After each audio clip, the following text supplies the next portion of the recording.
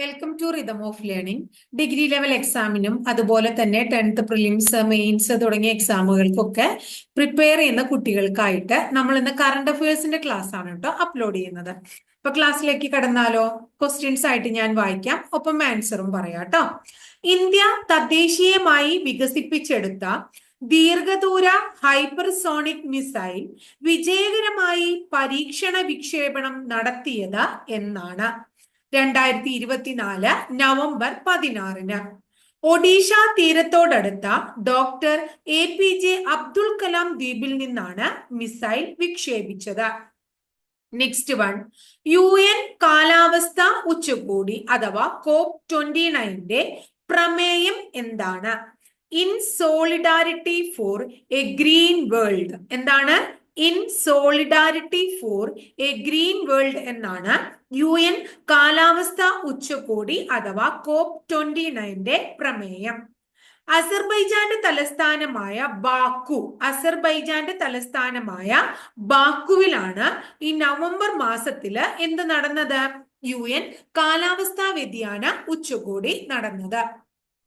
Next ചോദ്യം, 2024 ലോക സുന്ദരി പട്ടം നേടിയത് ആരാണ്? വിക്ടോറിയ കാജർ തീൽവിഗ് ആണ്. വിക്ടോറിയ കാജർ തീൽവിഗ് എന്നാണ് അവരുടെ പേര്. ഡെൻമാർക്ക് സ്വദേശിനിയാണ്. ഡെൻമാർക്കില് ആദ്യമായിട്ടാണ് എന്ത് നേടുന്നത്? ഡെൻമാർക്ക് ഒരു ലോക സുന്ദരി പട്ടം നേടുന്നത്. അടുത്തത്, പ്രസാർ ഭാരതി അടുത്തിടെ ആരംഭിച്ച OTT പ്ലാറ്റ്ഫോം ഏതാണ്? പേര് വേവ്സ് എന്നാണ്. WAVES. പ്രസാർ ഭാരതി അടുത്തിടെ ആരംഭിച്ച OTT പ്ലാറ്റ്ഫോം ആണ് എന്ത്? വേവ്സ്. മലയാളം, തമിഴ്, ഹിന്ദി, ഇംഗ്ലീഷ് ഉൾപ്പെടെ 12 ഭാഷകളിലുള്ള കണ്ടന്റുകൾ എവിടെ ലഭിക്കുന്നുണ്ട്? വേവ്സില് ലഭ്യമാണ്. 2025 ഖേലോ ഇന്ത്യ യൂത്ത് ഗെയിംസിന് ആതിഥേയത്വം വഹിക്കുന്ന സംസ്ഥാനം ഏതാണ്? ബീഹാർ ആണ്. ഖേലോ ഇന്ത്യ പാരാ ഗെയിംസും ബീഹാറിൽ തന്നെയാണ് നടക്കുന്നത്. എന്നാൽ പ്രഥമ ഖേലോ ഇന്ത്യ പാരാ ഗെയിംസ് എവിടെയാ നടന്നത് എന്ന് ചോദിച്ചു കഴിഞ്ഞാൽ നമ്മൾ ഉത്തരം പറയണം. എവിടെയാണ്? ഡൽഹിയിലാണ് നടന്നത്. വികസ്വര രാജ്യങ്ങളുടെ കൂട്ടായ്മയായ ബ്രിക്സിന്റെ എത്രാമത്തെ ഉച്ചകോടിയാണ് 2024 ഒക്ടോബറിൽ നടന്നത്? എത്രാമത്തെയാണ്? 16ാമത്തെ ഉച്ചകോടിയാണ്. അപ്പൊ ബ്രിക്സിന്റെ 16ാമത്തെ ഉച്ചകോടി 2024 ഒക്ടോബറിൽ നടന്നു എന്ന് നമ്മൾ പഠിച്ചു. അതിന്റെ പ്രമേയം എന്താണ്? അതുകൂടി ഒന്ന് ഓർത്തു വെക്കാം. ആഗോള വികസനത്തിനും സുരക്ഷയ്ക്കുമായി ബഹുമുഖവാദം ശക്തിപ്പെടുത്തുക. ആഗോള വികസനത്തിനും സുരക്ഷയ്ക്കുമായി ബഹുമുഖവാദം ശക്തിപ്പെടുത്തുക എന്നതാണ് ബ്രിക്സ് ഉച്ചകോടി 2024 പ്രമേയം. നീ എവിടെയായിരുന്നു ഇത് നടന്നത്? റഷ്യൻ നഗരമായ കസാനിലായിരുന്നു ഒക്ടോബർ 22 മുതൽ 24 വരെ ബ്രിക്സ് ഉച്ചകോടി നടന്നത്. റഷ്യൻ നഗരമായ കസാനിലാണ് നടന്നത്. അടുത്തിടെ പ്രവർത്തനം ആരംഭിച്ച റവന്യൂ രജിസ്ട്രേഷൻ സർവേ വിഭാഗങ്ങളുടെ സംയോജിത ഡിജിറ്റൽ പോർട്ടൽ ഏതാണ്? എന്റെ ഭൂമി. ഏതാണ്? എന്റെ ഭൂമി. ദേശീയ വനിതാ കമ്മീഷന്റെ പുതിയ അധ്യക്ഷ വിജയ കിഷോർ രഹത്കാർ. അത് നമ്മൾ വനിതാ കമ്മീഷൻ അപ്ലോഡ് ചെയ്തപ്പോ ഇവരെ കുറിച്ചൊക്കെ ഡീറ്റെയിൽഡ് ആയിട്ട് പറഞ്ഞിട്ടുണ്ട് കേട്ടോ. സംസ്ഥാനത്തെ ഭിന്നശേഷിക്കാരായ യുവാക്കളെ ഉൾപ്പെടുത്തി സാമൂഹിക നീതി വകുപ്പിന്റെ നേതൃത്വത്തിൽ രൂപവൽക്കരിച്ച കലാസംഘത്തിന്റെ പേര് എന്താണ്? പേര്? റിഥം എന്നാണ്. റിഥം. അടുത്തത്, രാജ്യത്തെ ജയിലുകളുമായി ബന്ധപ്പെട്ട് സുപ്രീം കോടതി അടുത്തിടെ ഒരു ഉത്തരവ് പുറപ്പെടുവിക്കുകയുണ്ടായി. ഏതാണ് ആ ഉത്തരവ്? എന്താണ്? ജയിലുകളില് ജാതി അടിസ്ഥാനമാക്കി തൊഴിൽ ചെയ്യുന്നത് നിർത്തലാക്കണം. ജയിൽ രജിസ്റ്ററിലെ ജാതി കോളം ഒഴിവാക്കണം. ഈ രണ്ട് കാര്യങ്ങളാണ് വിധിയില് സുപ്രീം കോടതി പറഞ്ഞത്. അടുത്തത് കണ്ണുകൾ മൂടി കെട്ടാത്ത വിധത്തിലുള്ള നീതി ദേവതയുടെ പ്രതിമ സ്ഥാപിക്കപ്പെട്ടത് എവിടെയാണ്? സുപ്രീം കോടതി ജഡ്ജിമാരുടെ ലൈബ്രറിയിലാണ്. കണ്ണുകൾ തുറന്ന് ഇടത് കൈയിൽ വാളിന് പകരം ഭരണഘടന ഏന്തിയാണ് പുതിയ നീതി ദേവതയുടെ പ്രതിമ. അപ്പൊ എന്താ? കണ്ണുകൾ തുറന്നായിരിക്കണേ, ഇടത് കൈയില് വാളല്ല, പകരം ഭരണഘടനയാണ്. ഇനി അടുത്തത് വലത് കൈയിലെ ത്ലാസിന് മാറ്റൊന്നുമില്ല. അടുത്തത് ചിലിയൻ ദേശീയ കവി, ചിലിയിലെ ദേശീയ കവി പ്ലാബോ നെരൂദ പ്രധാന കഥാപാത്രമായ ഇൽ പോസ്റ്റിനോ എന്ന നോവലിന്റെ സൃഷ്ടാവ് ആരാണ്? എന്താ ചോദ്യം? ചിലിയുടെ ദേശീയ കവി പ്ലാബോ നെരൂദ. ഏതാണ്? പ്ലാബോ നെരൂദ ട്ടോ. എന്താ ഇത്രയും ഈ ചിലിയുടെ ദേശീയ കവിയൊക്കെ കുറിച്ച് ചോദിക്കാൻ കാരണം വെച്ചാൽ ഈ അടുത്തിടെ അദ്ദേഹം മരണപ്പെടുകയുണ്ടായി 83-ാമത്തെ വയസ്സിൽ. അതുകൊണ്ടാണ് നമ്മൾ ഇത് പഠിക്കണേ. ഇപ്പൊ ചിലിയിലെ ദേശീയ കവി, ചിലിയൻ ദേശീയ കവി പ്ലാബോ നെരൂദ. ഓർക്കുക, അദ്ദേഹം പ്രധാന കഥാപാത്രമായ ഇൽ പോസ്റ്റിനോ എന്ന നോവലിന്റെ സൃഷ്ടാവാണ് ആന്റോണിയോ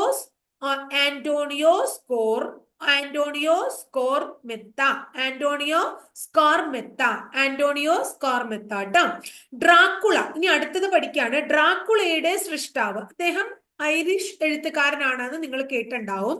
ഡ്രാക്കുളയുടെ സൃഷ്ടാവായ ആരാണ്? ബ്രോം സ്റ്റോക്കർ ആണ് അല്ലെ? ബ്രാം സ്റ്റോക്കർ ആണ്. അദ്ദേഹത്തിന്റെ ഏത് പ്രേത കഥയാണ് 134 വർഷങ്ങൾക്ക് ശേഷം പുസ്തക രൂപത്തിൽ എത്തിയത്? ഒന്നും കൂടെ വായിക്കാം. ഡ്രാക്കുളയുടെ സൃഷ്ടാവായ ഐറിഷ് എഴുത്തുകാരൻ ബ്രാം സ്റ്റോക്കറുടെ ഏത് പ്രേത കഥയാണ് 134 വർഷത്തിന് ശേഷം പുസ്തക രൂപത്തിൽ എത്തിയത്? ഗിബറ്റ് ഹിൽ. ഏതാണ് കഥ? ഗിബറ്റ് ഹില്ലാണ് കേട്ടോ. 2024 ഒക്ടോബർ 22 60-ാം വാർഷികം ആഘോഷിക്കുന്ന മലയാളത്തിലെ ആദ്യ പ്രേത സിനിമ ഏതാണ്? ഭാർഗവി നിലയം. ഏതാണ്? ഭാർഗവി നിലയം ട്ടോ. ഇനി അടുത്ത ക്വസ്റ്റ്യൻ. ഇന്തോനേഷ്യയുടെ പുതിയ പ്രസിഡന്റായി നിയമിതനായത് പ്രബോവോ സുബിയാന്തോ. ആരാണ്? പ്രബോവോ സുബിയാന്തോ ആണ് ഇന്തോനേഷ്യയുടെ പുതിയ പ്രസിഡന്റ്. ഇന്ത്യയുടെ ഡിജിറ്റൽ പേയ്മെന്റ് സംവിധാനമായ UPI. എന്താണ് UPIയുടെ പൂർണ്ണരൂപം? യൂണിഫൈഡ് പേയ്മെന്റ്സ് ഇന്റർഫേസ് ട്ടോ. അതൊക്കെ നമുക്ക് IT ഭാഗത്തിൽ ചോദിക്കാവുന്ന ചോദ്യങ്ങളാണ് കേട്ടോ. Unified payments interface. ആ UPI സേവനം ഏറ്റവും ഒടുവിൽ ആരംഭിച്ച രാജ്യമാണ് മാലിദ്വീപ്. ഏതാണ് രാജ്യം? മാലിദ്വീപ്. അടുത്തത് നോക്കൂ. വിയറ്റ്നാമിന്റെ പുതിയ പ്രസിഡന്റായി തെരഞ്ഞെടുത്തത് ആരെ? ലുവോങ് കുവോങ് ആണ്. ലുവോങ് കുവോങ്. ആരാണ്? ലുവോങ് കുവോങ്. ഏത് രാജ്യമായുള്ള ഇന്ത്യയുടെ അതിർത്തിയിലെ പെട്രോളിംഗ് പുനരാരംഭിക്കാനാണ് അടുത്തിടെ ധാരണയായത്? ചൈന. വായു ഗുണ നിലവാര സൂചിക പ്രകാരം ലോകത്തെ ഏറ്റവും മലിനമായ നഗരം ഏതാണ്? ലാഹോർ. ഇന്ത്യയിലെ ആദ്യത്തെ എയർപോർട്ട് അധിഷ്ഠിത സ്വയം പ്രവർത്തിക്കുന്ന ഇൻഡോർ എയർ ക്വാളിറ്റി മോണിറ്ററിംഗ് സൗകര്യം ആരംഭിച്ചത് എവിടെയാണ്? തിരുവനന്തപുരം. ഈയിടെ അന്തരിച്ച വിമോചന ദൈവശാസ്ത്രത്തിന്റെ പിതാവ് എന്നറിയപ്പെടുന്ന പെറുവിലെ വൈദികൻ ആരാണ്? അപ്പൊ ഒരു പെറുവിലെ വൈദികനെയാണ് നമ്മൾ എന്ത് വിളിക്കുന്നത്? വിമോചന ദൈവശാസ്ത്രത്തിന്റെ പിതാവ് എന്ന് വിളിക്കുന്നത്. അദ്ദേഹം ഈയിടെ അന്തരിക്കുകയാണ്. അദ്ദേഹത്തിന്റെ പേര് എന്താണ്? ഗുസ്താവോ ഗുട്ടേറിയസ്. എന്താണ്? ഗുസ്താവോ ഗുട്ടേറിയസ് എന്നാണ് അദ്ദേഹത്തിന്റെ പേര് ട്ടോ. അപ്പൊ ഇത്രയും എന്താ പറയുന്നത് പ്രധാനമായിട്ട് നമ്മൾ ഒക്ടോബർ മാസങ്ങളിലൊക്കെ നടന്നിട്ടുള്ള കാര്യങ്ങളാണ് പറഞ്ഞത്. ഇനി നെക്സ്റ്റ് മന്തിലെ കുറച്ച് കാര്യങ്ങൾ നമുക്ക് നോക്കാം. ഭരണഘടനയുടെ 75-ാം വാർഷികത്തോടനുബന്ധിച്ച് നമ്മള് 2 ഭാഷകളില് പുതിയ ഭരണഘടനയുടെ പരിഭാഷാ പതിപ്പുകള് പുറത്തിറക്കി. ഏതൊക്കെ ഭാഷകളിലാണെന്നറിയാമോ? സംസ്കൃതം, മൈഥിലി ഭാഷകളിലാണ്. ഏതൊക്കെ ഭാഷകളിലാണ്? സംസ്കൃത ഭാഷയിലും മൈഥിലി ഭാഷയിലും. ഭാഷയിലും. സംസ്കൃത ഭാഷയില് നമ്മൾ മുമ്പ് പതിപ്പ് ഇറക്കിയിട്ടുണ്ട്, പക്ഷെ മൈഥിലി ഭാഷയില് ഇത് ആദ്യമായിട്ടാണ്. മൈഥിലി ഭാഷയിൽ ഇത് ആദ്യമായിട്ടാണ് അല്ലെ. ഇനി അടുത്തത് ഭരണഘടനയുടെ മലയാളം ഭാഷയുടെ പതിപ്പ്, ഒന്നാമത്തെ പതിപ്പ് ആദ്യമായിട്ട് എന്നാ പുറത്തിറക്കിയെന്ന് ഒന്ന് ഓർക്കണം, അല്ലെങ്കിൽ പ്രസിദ്ധീകരിച്ചത് എന്നാണെന്ന് ഓർക്കണം. 1974 എന്നാണ്, 1974. ഇനി അടുത്തത് ഈ ഭരണഘടനയുടെ 75-ാം വാർഷികത്തോട് അനുബന്ധിച്ച് 75 രൂപയുടെ പ്രത്യേക നാണയവും സ്റ്റാമ്പും കൂടെ നമ്മൾ പുറത്തിറക്കിയിട്ടുണ്ട്. അതും കൂടി ഒന്ന് ഓർത്തു വെക്കാം. ലോകത്തിലെ തന്നെ ഏറ്റവും വലിയ സ്വർണ്ണ നിക്ഷേപം കണ്ടെത്തിയത്, സ്വർണ്ണ ഖനി നിക്ഷേപം കണ്ടെത്തിയത് എവിടെയാണ്? ചൈനയിലാണ് കേട്ടോ. ഇനി അടുത്തത് മലബാർ മേഖലയിലെ സ്വർണ്ണ നിക്ഷേപത്തെ കുറിച്ച് പരാമർശിക്കുന്ന ചരിത്ര കൃതികൾ ഏതൊക്കെയാണ്? ഒന്ന് വില്യം ലോഗന്റെ മലബാർ മാനുവൽ. അടുത്തത് സാമുവൽ ജെന്നിങ്സിന്റെ, ആരുടെയാണ്? സാമുവൽ ജെന്നിങ്സിന്റെ my visit to the gold field in the south east Wayanad. എന്താണ് പുസ്തകത്തിന്റെ പേര്? My visit to the gold field in the south east Wayanad. ഈ രണ്ട് കൃതികളിലാണ് മലബാറിൽ സ്വർണ്ണ നിക്ഷേപം ഉണ്ട് എന്ന് പറയുന്നത്. കേരളത്തിൽ എവിടേക്കാണ് സ്വർണ്ണ നിക്ഷേപം ഉള്ളത്? പ്രധാനമായിട്ടും ചാലിയാർ തീരത്തും, കൂടാതെ വയനാട്, കോഴിക്കോട്, മലപ്പുറം എന്നീ ഭാഗങ്ങളിലുമാണ് കേട്ടോ.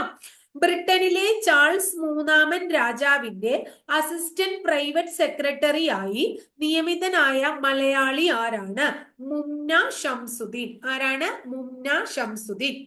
അടുത്തത് സൂര്യന്റെ അന്തരീക്ഷത്തിലെ ഏറ്റവും പുറമേ ഉള്ളതും ചൂടേറിയതുമായ പ്രഭാവലയത്തെ കുറിച്ച് പഠിക്കാൻ ആയി യൂറോപ്യൻ ബഹിരാകാശ ഏജൻസിയുടെ ദൗത്യം ഏതാണ്? ദൗത്യത്തിന്റെ പേര്? പ്രോബ 3 എന്നാണ് ദൗത്യം. എന്താണ്? പ്രോബ 3. ഇത് വിജയകരമായി വിക്ഷേപിച്ചത് ISRO വിക്ഷേപിക്കുകയുണ്ടായി. വിക്ഷേപിച്ചത് 2024 ഡിസംബർ 5-നാണ്. 2024 ഡിസംബർ 5-ന്. ഇനി ശ്രീഹരിക്കോട്ടയിലെ സതീഷ് ധവാൻ സ്പേസ് സെന്ററിൽ നിന്ന് PSLV C-59 റോക്കറ്റിലാണ് വിക്ഷേപിക്കുന്നത്. ബഹിരാകാശ രംഗത്ത് ഇന്ത്യൻ ബഹിരാകാശ സംഘടനയായ ISROയും യൂറോപ്യൻ ബഹിരാകാശ ഏജൻസിയും അവർ രണ്ടു കൂട്ടരും കൂടി സഹകരിച്ചുകൊണ്ടുള്ള സുപ്രധാനമായ ദൗത്യം കൂടിയാണ് ഈ ദൗത്യം എന്ന് നമ്മൾ ഓർത്തു വെക്കണം. ഇന്ത്യയുടെ 51ാമത്തെ ചീഫ് ജസ്റ്റിസ് ആയി നിയമിതൻ ആയത് ആരാണ്? സഞ്ജീവ് ഖന്ന. ആരാണ്? സഞ്ജീവ് ഖന്ന. ബംഗ്ലാദേശ് മുൻ പ്രധാനമന്ത്രി ഷെയ്ഖ് ഹസീനയുടെ ആഡംബര ഔദ്യോഗിക വസതി എന്താക്കി മാറ്റാനാണ് ഇടക്കാല സർക്കാരിന്റെ തീരുമാനം? അപ്പൊ ആദ്യം നമ്മൾ മനസ്സിലാക്കേണ്ടത് ബംഗ്ലാദേശ് മുൻ പ്രധാനമന്ത്രി ഷെയ്ഖ് ഹസീനയുടെ ആഡംബര ഔദ്യോഗിക വസതിയുടെ പേര് എന്താ എന്നാണ്. അതിന്റെ പേര് ഗണഭവൻ എന്നാണ്. എന്താണ്? ഗണഭവൻ എന്നാണ് അതിന്റെ പേര്. അത് ജൂലൈ വിപ്ലവത്തിന്റെ സ്മാരക മ്യൂസിയം ആക്കാനായിട്ടാണ് ഉദ്ദേശിക്കുന്നത്. ജൂലൈ വിപ്ലവത്തിന്റെ സ്മാരക മ്യൂസിയം ആക്കാനാണ് ഉദ്ദേശിക്കുന്നത്. ചൈന പുറത്തിറക്കിയ ലോകത്തിലെ ഏറ്റവും വേഗമുള്ള ഹ്യൂമനോയിഡ് റോബോട്ടിന്റെ പേര് എന്താണ്? സ്റ്റാർ 1 എന്നാണ്. സംസ്ഥാന സർക്കാർ രൂപപ്പെടുത്തിയ കേരള ജ്യോതി പുരസ്കാരം ഇത്തവണ നേടിയത് ആരാണ്? MK സാനു. ഇങ്ങനെ ഞാൻ ഈ കേരള ജ്യോതി പുരസ്കാരമൊക്കെ നിങ്ങളോട് പറയാനുള്ള കാരണമുണ്ട്. കഴിഞ്ഞ പരീക്ഷയ്ക്ക്, തിയേറ്റർ അറ്റൻഡർ ആ പരീക്ഷയ്ക്ക് ചോദിച്ചതാണ്, പത്മ പുരസ്കാര മാതൃകയിൽ കേരളത്തിൽ ഏർപ്പെടുത്തിയ പുരസ്കാരങ്ങളിൽ പെടാത്തത് ഏത്? അപ്പൊ ഏതൊക്കെയായിരുന്നു? കേരള ജ്യോതി, കേരളപ്രഭ, കേരളശ്രീ തുടങ്ങിയവയാണത് അല്ലെ. അപ്പൊ അതുകൊണ്ട് സംസ്ഥാന സർക്കാർ ഏർപ്പെടുത്തിയ കേരള ജ്യോതി പുരസ്കാരം നേടിയത് MK സാനു ആണ്. ചോദിക്കാൻ സാധ്യതയുള്ളതാണ്, അതൊന്ന് ഓർത്തു വെച്ചേക്കാം. ഏത് രാജ്യമാണ് ദക്ഷിണ കൊറിയയിലേക്ക് മാലിന്യ ബലൂണുകൾ പുറത്തുവിട്ടത്? ഏത് രാജ്യമാണ് ദക്ഷിണ കൊറിയയിലേക്ക് മാലിന്യ ബലൂണുകൾ പുറത്തുവിട്ടത്? ഉത്തര കൊറിയയാണ്. ഇനി അടുത്തത് സംസ്ഥാന മുഖ്യ തെരഞ്ഞെടുപ്പ് ഓഫീസറായി നിയമിതൻ ആയത് ആരാണ്? പ്രണവ് ജ്യോതിനാഥ് ആണ്. ആരാണ്? പ്രണവ് ജ്യോതിനാഥ്. 2024 ആഗോള പ്രകൃതി സംരക്ഷണ സൂചികയിൽ ഇന്ത്യയുടെ സ്ഥാനം എത്രയാണ്? പ്രകൃതി സംരക്ഷണ സൂചികയിൽ ഇന്ത്യയുടെ സ്ഥാനം വളരെ മോശമാണ്. 150 രാജ്യങ്ങളാണ് പട്ടികയിലുള്ളൂ. അതിൽ 176ാമത്തെ സ്ഥാനമാണ് ഇന്ത്യക്ക്. 176. ഒന്നാം സ്ഥാനം ലക്സംബർഗിനാണ്. ഒന്നാം സ്ഥാനം ലക്സംബർഗിനാണ്. ഇനി നമ്മുടെ കേന്ദ്ര സർക്കാർ നടപ്പാക്കിയ ആധാർ പദ്ധതി. ഈ ആധാർ പദ്ധതിയുടെ ഭരണഘടനാ സാധുത ചോദ്യം ചെയ്ത് നിയമ പോരാട്ടം നടത്തിയ വ്യക്തി ആരാണ്? ചോദിക്കാൻ സാധ്യതയുള്ള ചോദ്യമാണ്. അദ്ദേഹം ഈ അടുത്തിടെ അന്തരിക്കുകയാണ്. അദ്ദേഹത്തിന്റെ ആരാണെന്ന് പറയാം. കർണാടക ഹൈക്കോടതിയുടെ മുൻ ജഡ്ജി KS പുട്ടസ്വാമിയാണ്. കർണാടക ഹൈക്കോടതിയുടെ മുൻ ജഡ്ജി KS പുട്ടസ്വാമി കേന്ദ്ര സർക്കാർ നടപ്പാക്കിയ ആധാർ പദ്ധതിയുടെ ഭരണഘടനാ സാധുത ചോദ്യം ചെയ്ത് നിയമ പോരാട്ടം നടത്തിയ വ്യക്തിയാണ്. ഓർത്തുവെക്കണം. സൈന്യത്തിനുള്ള യാത്രാ വിമാനങ്ങൾ നിർമ്മിക്കുന്നത് സ്വകാര്യ മേഖലയിൽ ആരംഭിച്ച രാജ്യത്തെ തന്നെ ആദ്യത്തെ സംരംഭം ഏതാണ്? ടാറ്റ എയർക്രാഫ്റ്റ് ആണ്. ഏതാണ്? ടാറ്റ എയർക്രാഫ്റ്റ്. ഇത് ഉദ്ഘാടനം ചെയ്തത് പ്രധാനമന്ത്രി നരേന്ദ്രമോദിയും സ്പാനിഷ് പ്രധാനമന്ത്രി ആരാണ്? സ്പാനിഷ് പ്രധാനമന്ത്രി പെഡ്രോ സാഞ്ചസും ചേർന്നാണ്. ടാറ്റ എയർക്രാഫ്റ്റ് ഇനോഗ്രേറ്റ് ചെയ്തത് പ്രധാനമന്ത്രി നരേന്ദ്രമോദിയും സ്പാനിഷ് പ്രധാനമന്ത്രി പെഡ്രോ സാഞ്ചസും ചേർന്നാണ്. ഇനി ഇത് ഉദ്ഘാടനം ചെയ്തത് ഗുജറാത്തിലെ വഡോദര എന്ന് പറയുന്ന സ്ഥലത്താണ്. ഉദ്ഘാടനം ചെയ്തത് ഗുജറാത്തിലെ വഡോദര എന്ന് പറയുന്ന സ്ഥലത്താണ്. കേരള ഹൈക്കോടതിയിൽ എത്ര ജഡ്ജിമാരെയാണ് അടുത്തിടെ നിയമിച്ചത്? കേരള ഹൈക്കോടതിയിൽ അടുത്തിടെ നിയമിച്ചത് 5 ജഡ്ജിമാരെയാണ്. ഇതോടെ കേരള ഹൈക്കോടതിയിലെ ജഡ്ജിമാരുടെ എണ്ണം 45 ആയി. കേരള ഹൈക്കോടതിയിലെ ജഡ്ജിമാരുടെ എണ്ണം നിലവിൽ 45 ആണ്. ഇനി എത്ര ജഡ്ജിമാരാണ് വേണ്ടത്? 47 ജഡ്ജിമാരാണ് വേണ്ടത്. ലോകാരോഗ്യ സംഘടന ഈയിടെ മലേറിയ മുക്തമായി പ്രഖ്യാപിച്ച രാജ്യം ഏതാണ്? ഏതാണ്? ഈജിപ്ത് ആണ്. ഏതാണ്? ഈജിപ്ത്. 2024 രാജ്യത്തെ ഏറ്റവും മികച്ച ബാങ്കായി തെരഞ്ഞെടുത്തത് ഏതിനെയാണ്? സ്റ്റേറ്റ് ബാങ്ക് ഓഫ് ഇന്ത്യയെയാണ്. അടുത്തത് 2024 ഒക്ടോബർ 31 അന്തരിച്ച TPG നമ്പ്യാർ ഏത് പ്രമുഖ സ്ഥാപനത്തിന്റെ സ്ഥാപകനായിരുന്നു? ഏത് സ്ഥാപനത്തിന്റെ സ്ഥാപകനാണ്? ആര്? TPG നമ്പ്യാർ. ആരാണ്? BPLന്റെ സ്ഥാപകനാണ് അദ്ദേഹം. ഏതിന്റെയാണ്? BPLന്റെ സ്ഥാപകനാണ്. മികച്ച പുരുഷ ഫുട്ബോൾ താരത്തിനുള്ള 2024 68ാമത് ബാലൻഡിയോർ പുരസ്കാരം നേടിയത് ആരാണ്? ആരാണ്? റോഡ്രിയാണ്. ആരാണ് നേടിയത്? റോഡ്രി. അപ്പൊ പ്രധാനപ്പെട്ട കുറച്ച് കറണ്ട് അഫയേഴ്സ് ആണ് നമ്മൾ ഇന്നിവിടെ കൈകാര്യം ചെയ്തത്. വളരെ ഡീറ്റെയിൽഡ് ആയിട്ട് തന്നെ ഓരോന്നിനെ കുറിച്ച് നമ്മൾ പറഞ്ഞിട്ടുണ്ട്. നന്നായിട്ട് തന്നെ പഠിക്കുക കേട്ടോ. ഇത് നിങ്ങൾക്ക് വളരെ അത്യാവശ്യമുള്ളതാണ്. അപ്പൊ എന്റെ ചാനല് നമ്മൾ ക്ലാസ് ഒക്കെ ഇഷ്ടപ്പെട്ടു വെച്ചാൽ ചാനൽ ഒന്ന് സബ്സ്ക്രൈബ് ചെയ്യുക. സബ്സ്ക്രൈബ് ചെയ്യുന്നതോടൊപ്പം ബെൽ ബട്ടൺ കൂടി ഒന്ന് ക്ലിക്ക് ചെയ്യുക. ആദ്യമായിട്ട് ചാനൽ കാണുന്നവരാണെങ്കിൽ, അതല്ല സ്ഥിരമായിട്ട് കാണുന്ന കുട്ടികളാണെങ്കിൽ ഒന്ന് ലൈക്ക് ചെയ്യുക. അതോടൊപ്പം തന്നെ ഒന്ന് ഷെയറും കൂടെ ചെയ്യാം കേട്ടോ. അപ്പൊ അടുത്ത ദിവസം വളരെ നല്ലൊരു ടോപ്പിക്കുമായി നമുക്ക് വീണ്ടും കാണാം കേട്ടോ.